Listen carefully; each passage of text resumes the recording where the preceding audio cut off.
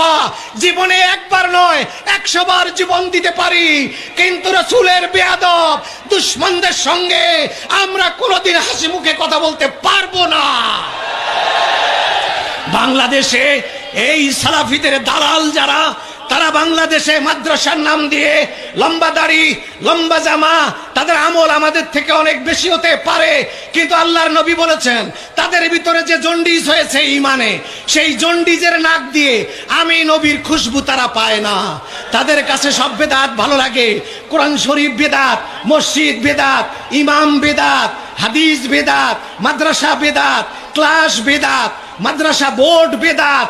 40 দিন আমরা চেহলাম করি, 40 দিনের চেহলাম, মানুষ মরে গেলে চেহলাম শুনলে তারা দাঁত সব বের করে দেয় বেদাত বলে।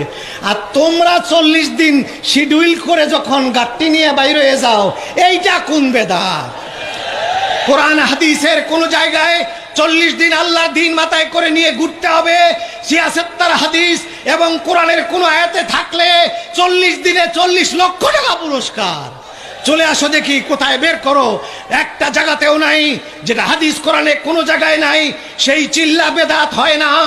6 উসুল ইসলামের 5টা উসুল, 6 উসুল বানাইলা, তাতে বেদাত হলো না। মুতামিম হইলা, তাতে বেদাত হলো না। খতমে বুখারী করো, তাতে বেদাত হয় না। মাহফিল করো, তাতে বেদাত হয় না। চাঁদা তুলো, তাতে বেদাত হয় না। শুধু ইয়া নবী সালাম আলাইকা বললে বেদাতের দুর্গন্ধ তোমাদের লাগে। তোমাদের ইমানের মধ্যে জন্ডিস হয়েছে। সেই সালাফি মুনাফিকদের টাকা তোমাদের কলিজায় আছে, ওই টাকায় তোমাদের ইমানে জন্ডিস হয়েছে। যেই জন্ডিসের কারণে সব বেদাত সহ্য হয়, মুহাম্মদ রাসূলুল্লাহ নাম সহ্য হয় না। সুতরাং তাদের সাথে আমাদের সখ্যতা হতে পারে না।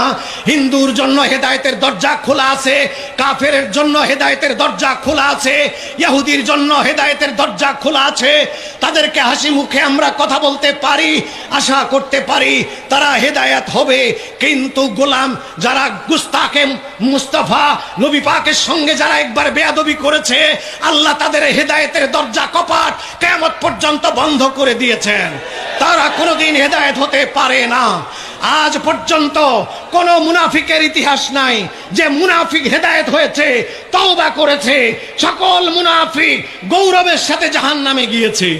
আজকে নামাজ দেখে ভুলে গেলে চলবে না, লম্বা দাড়ি দেখে ভুলে গেলে চলবে না, টুপি দেখে ভুলে গেলে চলবে না, পীরগিরি দেখে ভুলে গেলে চলবে না, কান্দা দেখে ভুলে গেলে চলবে না। আর একটা জিনিস মনে রাখতে হবে, দাড়ি টুপি পাগড়ি তাহাজ্জুদ যতই থাক না কেন, ইশকে রাসূল আর রাসূলের আদব যদি কলিজায় না থাকে, খোদার কসম মরার আগে মালাউন বেঈমান হয়ে মারা যাবে।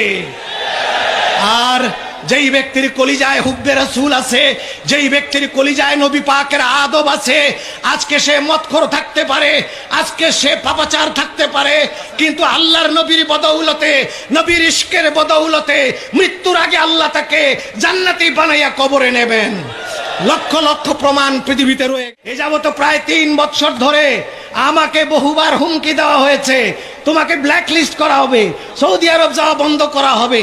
তোমরা আমার সৌদি আরব যাওয়া বন্ধ করবা, তার আগে আমার দয়াল নবী আমাকে 25 বার হজ করাইছে। আমাকে বন্ধ করে দাও, তোমার দেশে আমি না গেলাম, অসুবিধা নাই। আপনার বিরুদ্ধে আন্তর্জাতিক ভাবে মামলা হতে পারে। আন্তর্জাতিক মামলা হলে আমি আরো খুশি, আমাকে নিয়ে জেলে রেখে দেন। আমি আন্তর্জাতিক মামলা কেন, আমি গোটা দুনিয়া ছাড়তে পারি, চাকরি ছাড়তে পারি, মান সম্মান ছাড়তে পারি। যদি আমাকে জঙ্গলের কোনো গর্তে বসবাস করতে হয় সেটা আমি রাজি আছি, কিন্তু আমার রাসূলকে আমি বুক থেকে সরাতে পারবো না, আমার রাসূলকে আমি বলতে পারবো না।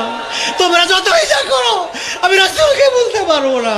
আমি মনে করি পৃথিবীর শ্রেষ্ঠ আলেম, পৃথিবীর সবচাইতে বড় আলেম, পৃথিবীর 700 কোটি মানুষের শ্রেষ্ঠ জ্ঞানী ব্যক্তি, আলেম ব্যক্তি, তার ভিতরে যদি আমার নবীর প্রেম না থাকে, তার ভিতরে যদি নবীর আদব না থাকে, আমি তাকে আমার পায়ের জুতার সুতলা মনে করি, এর বেশি মনে করতে পারি না।